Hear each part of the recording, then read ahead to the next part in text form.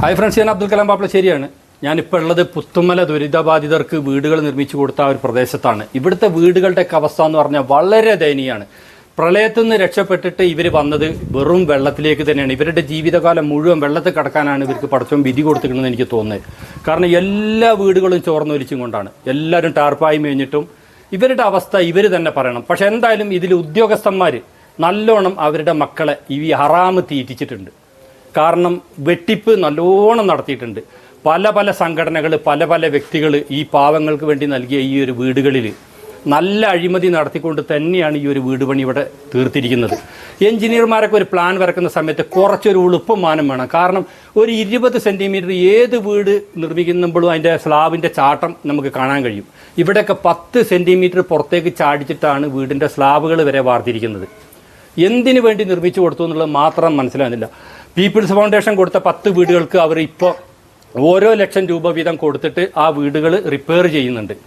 അല്ലാത്തവർക്ക് ഇതൊന്നും കിട്ടുന്നില്ല. ശരിക്കും പറഞ്ഞാൽ കഷ്ടപ്പെടുകയാണ് ഈ ഒരു പുത്തുമല ദുരിതബാധിതർ. ഇവരുടെ അവസ്ഥ ഇവിടുത്തെ ആളുകൾ തന്നെ പറയണം, അപ്പോഴേ നമുക്കത് മനസ്സിലാവുള്ളൂ. ഞാനത് ഒന്ന് കേൾപ്പിച്ചു തരാം. എന്താ നിങ്ങളുടെ പേരെന്താ? എൻ്റെ പേര് ജുനൈദ്. ഞങ്ങളിവിടെ 2019 പ്രളയം നടന്നിട്ട് ഞങ്ങളിവിടെ മാതൃഭൂമി 2 ഏക്കർ സ്ഥലം എടുത്ത് തന്ന്, അതേപോലെ ഒരുപാട് സന്നദ്ധ സംഘടന ഞങ്ങളെ സഹായിച്ചിട്ടുണ്ട്. ഏറ്റവും കൂടുതൽ വഞ്ചിച്ചത് ഞങ്ങൾ ഗവൺമെൻറ്റാണ്. ഇതിൻ്റെ ഒരു കാരണം എന്ന് വെച്ച് കഴിഞ്ഞാൽ, അന്നത്തെ ഗവൺമെൻറ് അടുത്ത് 400 ചില്ലറ കോടി റുപ്യ CM ഫണ്ടിൽ വന്നിട്ട് 2 കോടി റുപ്യ 2.5 കോടി റുപ്യ പുത്തുമലക്കാർക്കും വേണ്ടി അവർ ചെലവഴിച്ചിട്ടുള്ളൂ. ഇന്ന് മുണ്ടക്കായ്ക്കാർക്ക് കൊടുക്കുന്ന പോലെ വാടക, ദിനംപ്രതി ബത്ത്, അങ്ങനെ ഒരു സംവിധാനം ഉണ്ടായിട്ടില്ലായിരുന്നു. അതിൽ ഒന്നാമത്തെ കാര്യം എന്ന് പറഞ്ഞു കഴിഞ്ഞാൽ 4 ലക്ഷം രൂപ വെച്ചിട്ടാണ് ഈ ലൈഫിൽ കൊടുത്തത്. നിങ്ങൾക്ക് ഈ വീടിൻ്റെ പ്ലാൻ കണ്ടാലേ ചെരിവ്. ഞങ്ങൾ നിരവധി കളക്ടറേറ്റിലും ഗവൺമെൻറ്, നവകേരള സദസ്സ്, എല്ലാ സംവിധാനത്തിലും ഞങ്ങൾ പോയിട്ട് നിരന്തരം പറയുകയാണ്, ഇപ്പോൾ മാറ്റിത്തരാം, നാളെ മാറ്റിത്തരാം. 6 കൊല്ലമായി ഈ ഒരു പേരും പറഞ്ഞ് ഞങ്ങൾ നടക്കണം. നിങ്ങൾ പറഞ്ഞ പോലെ വെള്ളത്തിൽ തന്നെയാണ് കിടക്കുക. മഴ പെയ്ത് കഴിഞ്ഞ് കഴിഞ്ഞാൽ വെള്ളം, കറണ്ട് ഷോക്ക്, ഒരു ബിൽഡിങ് തലയിൽ കൂടി മറിഞ്ഞു പോവുക, പാരപ്പറ്റ് മറിഞ്ഞു പോവുക, ഒരുപാട് ഇപ്പോൾ 2 വീട് പൂട്ടിയിട്ട് താമസിക്കാൻ പറ്റായിട്ട് ഷോക്ക് അടിക്കാൻ, ഒരു ചെറിയ മഴ പെയ്താൽ അപ്പോൾ ഷോക്ക് അടിക്കാൻ. അതാണ് അപ്പോൾ ഇപ്പോഴത്തെ ഒരു സാഹചര്യം. ഇതിൽ നിർമ്മിതിയാണ് ഗവൺമെൻറ് ഏറ്റവും വലിയ എഞ്ചിനീയേഴ്സ്. ഇപ്പോൾ വയനാട്ടിലെ സംബന്ധിച്ചിടത്തോളം നിർമ്മിതിയാണ്. നിർമ്മിതിനെ കൊടുന്നവർ റിപ്പോർട്ട് തന്ന് ഒരു 1.5 കൊല്ലം മുമ്പ് വന്നിട്ട് ഇതിൽ വാസയോഗ്യമല്ല എന്നുള്ള റിപ്പോർട്ട് തന്ന്, അത് കഴിഞ്ഞിട്ട് ഇവർ ഓൾ കേരള ബിൽഡിംഗ് അസോസിയേഷനെ കൊടുന്നു. അവരും പറഞ്ഞത് തന്നെയാണ്, ഈ പ്ലെയിന് മാറ്റാതെ ഒരു സംവിധാനം നടക്കൂല. അങ്ങനെ ഇതിലേക്കൊരു 3 ലക്ഷം രൂപ തരാം ഗവൺമെന്റ് സംസാരിച്ച് 3 ലക്ഷം രൂപ. ഞങ്ങൾ ഓൾറെഡി 6 ലക്ഷം റുപ്യ ഗവൺമെന്റ് കയ്യിലുണ്ട്. ഞങ്ങൾക്ക് ആകെ 4 ലക്ഷം രൂപയല്ലേ എന്നിട്ടുള്ളൂ. ബാക്കി 6 ലക്ഷം റുപ്യ ഗവൺമെന്റിൽ. ഞങ്ങൾ അതിൽ നിന്നൊരു 3 ലക്ഷം രൂപയാണ് ചോദിക്കുന്നത്. ശരിക്കും ഞങ്ങളെ അവഗണിക്കുകയാണ് ഗവൺമെന്റ്. ഗവൺമെന്റ് സംവിധാനത്തിനല്ലേ നമുക്ക് പറയാൻ പറ്റുള്ളൂ, അല്ലാതെ സർക്കാർ ഗവൺമെന്റ് ഉത്തരവ് കൊടുത്താൽ മാത്രമേ കിട്ടുള്ളൂ. ഇത് നിരന്തരം കളക്ടറേറ്റും MLA ആയിട്ടും MLA നമ്മളെ കൂടെ ഒരുപാട് നടക്കുന്നുണ്ട്. ഇപ്പോൾ ലാസ്റ്റ് ഈ ആഴ്ച ഒരു മീറ്റിംഗ് വിളിക്കുക എന്ന് പറഞ്ഞിട്ടുണ്ട്. ഇതും കൂടി തീരുമാനമായിട്ടില്ലെങ്കിൽ ഞങ്ങളെല്ലാവരും ഇതിങ്ങനെ ഒരാൾ മരണപ്പെടണം, ഈ ബിൽഡിംഗ് ഒക്കെ പടഞ്ഞിപ്പോൾ 2 കൊല്ലം കൂടി പൊളിഞ്ഞു ഉണ്ടാവും. അപ്പോൾ ഇത് തലയിൽ കൂടെ വീണ് ഒരാൾ മരണപ്പെട്ട് കഴിഞ്ഞാൽ ഈ സർക്കാരും ഗവൺമെന്റും എല്ലാവരും വരും. അന്ന് റീത്തൊക്കെ ആയിട്ട് അന്ന് ഒരുത്തനെ ഞങ്ങൾ ഈ പടി കയറ്റൂല. അതുപോലെ വേറൊരു കാര്യം കൂടെ ഉണ്ട്, ഇലക്ഷനാണ് വരുന്നത്.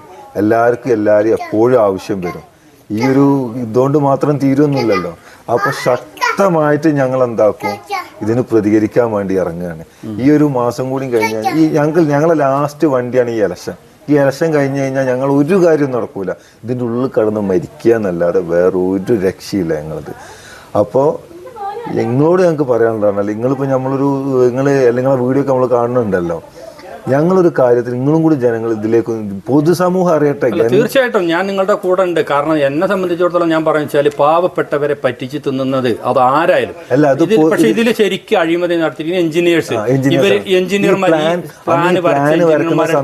കയ്യും കാലും ഞങ്ങൾ പിടിച്ച് പറഞ്ഞതാ, ഇതൊന്ന് പ്ലെയിൻ ആക്കി വാർത്തേരി. ഒരു വീട്ടില് ഒരു ഉപ്പി ഉമ്മി 2 മക്കളും ഉണ്ട്. അവർ കല്യാണം കഴിച്ചു കഴിഞ്ഞാൽ ഈ 2 ബെഡ്റൂമാണ് ഉള്ളത്. എങ്ങനെ ഒരു കുടുംബം താമസിക്കുക? സ്വന്തം ചെലവിൽ കുറെ പേര് കാണില്ലേ.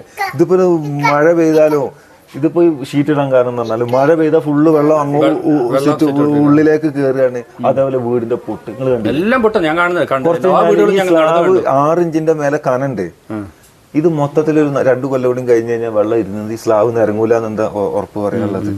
അതുകൊണ്ട് ഇത് എത്രയും പെട്ടെന്ന് എല്ലാവരും ഒന്ന് ഇടപെട്ടിട്ട് ഇതൊന്ന് വാർത്ത് കിട്ടാനുള്ള സംവിധാനം, ഫ്ലാറ്റാക്കി വാർത്ത് കിട്ടാനുള്ള സംവിധാനം ചെയ്തു തരണം എന്നാണ് നമുക്ക് പറയാനുള്ളത്. അത് എഞ്ചിനീയേഴ്സിനെ വെച്ച് ചെയ്യും വേണ്ട. ഇതിലൊക്കെ നല്ലത് എനിക്ക് തോന്നുന്നു നമ്മുടെ നാട്ടിലുള്ള സാധാരണ പ്ലാൻ വരക്കുന്നതായിരുന്നു. അല്ല, ഗവൺമെന്റ് എഞ്ചിനീയർമാര് വെറുതെ ശരിക്കും പാവങ്ങളെ പറ്റിച്ച് തിന്നാൻ വേണ്ടി മാത്രം ഇരിക്കുന്ന ആളുകളാണ്. കൂലിപ്പണി എടുത്തു കഴിഞ്ഞാല് കൂലിപ്പണി എടുക്കുന്ന ഈ ബാത്റൂം കെട്ടാൻ പോകുന്ന ആൾക്കാർ ഇതിനൊക്കെ വൃത്തിയായിട്ട് ചെയ്യും. കാരണം ഈ സർക്കാർ, ഇപ്പൊ എനിക്ക് പറയാനുള്ള സർക്കാർ എഞ്ചിനീയർമാര് ശരിക്കും പറഞ്ഞാൽ അവരുടെ മക്കളെയൊക്കെ അവർ ഇതുപോലെ ഈ പാവപ്പെട്ട ഇതുപോലത്തെ ഒരു കുറേ വീടുകളുടെയൊക്കെ നിർമ്മാണമൊക്കെ കിട്ടുന്ന സമയത്ത് അവർ നല്ലോണം സുഭിക്ഷമായിട്ട് ഇവിടുന്ന് തട്ടിപ്പൊന്ന് നടത്തിക്കൊണ്ട് ഭക്ഷണം കഴിക്കുകയാണ്. അല്ലെങ്കിൽ ഇത്രയും ഈ പുത്തുമല ദുരിതബാധിതർക്ക് ഇത്രയും കഷ്ടപ്പെട്ട് പിന്നെ വന്ന ഇവർക്ക് വേണ്ടിയിട്ട് നിർമ്മിച്ച വീടുകളിൽ അശാസ്ത്രീയമായ രീതിയിൽ പ്ലാനുകൾ വരച്ചു കൊടുത്തിട്ട് ഇതിൽ നല്ല ലാഭമില്ലാണ്ട് എന്തായാലും അവരത് ചെയ്യൂലല്ലോ. പക്ഷെ എത്രയും പെട്ടെന്ന് ഇല്ലെങ്കിൽ ഉടനെ തന്നെ നമുക്ക് പ്രതീക്ഷിക്കാം പുത്തുമല ആ ഒരു പ്രളയം ദുരിതം നടന്ന അതേപോലെ പുത്തുമല പുനരധിവാസം നടത്തിയ ആ ഒരു പ്രദേശത്ത് വീടുകൾ ഇടിഞ്ഞു വീണിട്ട് ആളുകൾ മരിച്ചു എന്നുള്ള ഒരു ന്യൂസ് കൂടി നമുക്ക് ഇതേപോലെ പോവുകയാണെങ്കിൽ ഉടനെ തന്നെ കേൾക്കേണ്ടി വരും.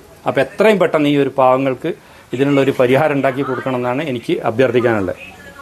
ഇതുണ്ട്, ഇവർക്കൊക്കെ നിർമ്മിച്ചു കൊടുത്ത വീടുകളുടെ ഒരു അവസ്ഥയാണിത്. കംപ്ലീറ്റ് പൊട്ടിപ്പോയി വീടുകളൊക്കെ, വാസയോഗ്യമല്ലാത്തൊരു രീതിയിലേക്ക് മാറി വീടുകൾ.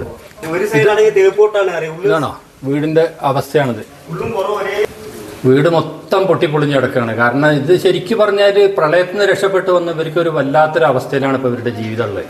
മഴ പെയ്തു കഴിഞ്ഞാൽ ഈ ചുമരിലൂടെ മൊത്തം വെള്ളം ഇറങ്ങും. വെള്ളം ഇറങ്ങി കഴിഞ്ഞാൽ ചുമരിൽ തൊടാൻ പറ്റില്ല എന്ന് അവർ പറയുന്നത്. കാരണം ഷോക്ക് അടിക്കും. കാരണം വെള്ളം നനഞ്ഞിട്ട് ഫൗണ്ടേഷൻ നൽകിയ വീടാണ്. അപ്പോൾ അത് പിന്നെ ഇവർക്ക് പിന്നെ ഇപ്പോൾ അവർ പിന്നെ എത്ര റുപ്യമ്മ തന്നെ 1 ലക്ഷം റുപ്യ അവർ കൊടുത്തിട്ട് ഇവരിതൊന്ന് മാറ്റി പണിയാണ്. കാരണം ഇങ്ങനെ ആദ്യം ചെരിച്ച് ഓടിട്ടതായിരുന്നു. ഇപ്പോൾ അവരിത് ഫ്ലാറ്റായിട്ട് ഇങ്ങനെ വാർക്കാണ്. അത് ആ വീടിന് മുകളിൽ കാണുന്ന ഡിഷിൽ നിൽക്കുന്ന ആ ഒരു പാരപ്പറ്റുണ്ട്, അതുപോലത്തെ ഒരു പാരപ്പറ്റാണ് ഈ ഉമ്മാന്റെ തലയെ കൂടി പൊളിഞ്ഞു വീണത്. നിങ്ങളെ മേത്ത് കൂടിയല്ലേ വീണ്? എങ്ങനെ രക്ഷപ്പെട്ടു?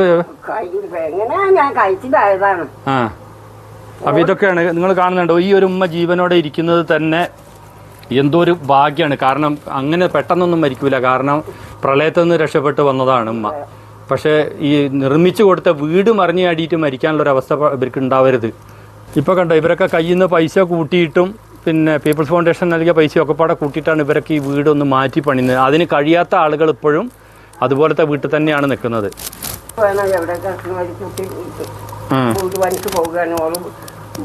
വല്ലതും കിട്ടിയിട്ട് എനിക്ക് ഇറക്കേണ്ടി വരും. അല്ലാതെ 10 പൈസ തരാതെ നോക്കാൻ ആരുമില്ല. ഇതിപ്പോൾ കഴിഞ്ഞ ആഴ്ച പീപ്പിൾസ് ഫൗണ്ടേഷൻ അവർ നിർമ്മിച്ചു കൊടുത്ത വീടുകളാണ്.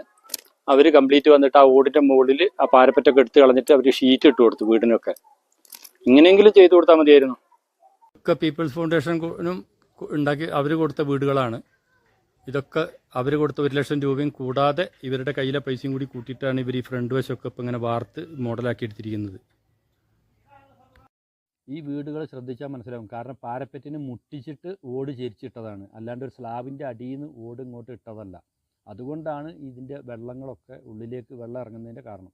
ഇതുകൊണ്ട് അതേപോലത്തെ ഒരു വീട്ടിൻ്റെ മുകളിൽ കംപ്ലീറ്റ് ടാർപ്പായി വലിച്ചിട്ടിരിക്കുകയാണ്. ഒരു അവസ്ഥയല്ലേ മനുഷ്യൻ്റെ. കാരണം ഒരു സ്വസ്ഥമായിട്ട് കിടന്നുറങ്ങാൻ പറ്റാത്ത ഒരു എന്താ പറയുക, മരണത്തിൽ നിന്ന് രക്ഷപ്പെട്ടു വന്ന ആളുകൾ ഇപ്പോഴും മരിച്ച് ജീവിക്കേണ്ടുന്ന ഒരവസ്ഥയാണ് ഇപ്പോൾ. ഇതൊക്കെ ഓരോ സംഘടനകൾ ഉണ്ടാക്കി കൊടുത്ത വീടുകൾ തന്നെയാണ്. ഈ ഓടൊക്കെ ഇട്ടത് ഒന്നാമത് ചെരിവ് കുറവാണ്. എല്ലാ വീടിൻ്റെ മുകളിലും കണ്ട വിറകും പ്ലാസ്റ്റിക്കും ഉള്ളൂ. അത് വെച്ചിട്ടാണ് ഇവർ ഈ ചോർച്ചേനെ അടച്ച് രക്ഷപ്പെടുന്നതൊക്കെ. ഇതൊരു എന്താ പറയുക, ഇത് ശ്രദ്ധിച്ച് നോക്കി, ഈ വീടിൻ്റെ മുകളിലും കണ്ടോ.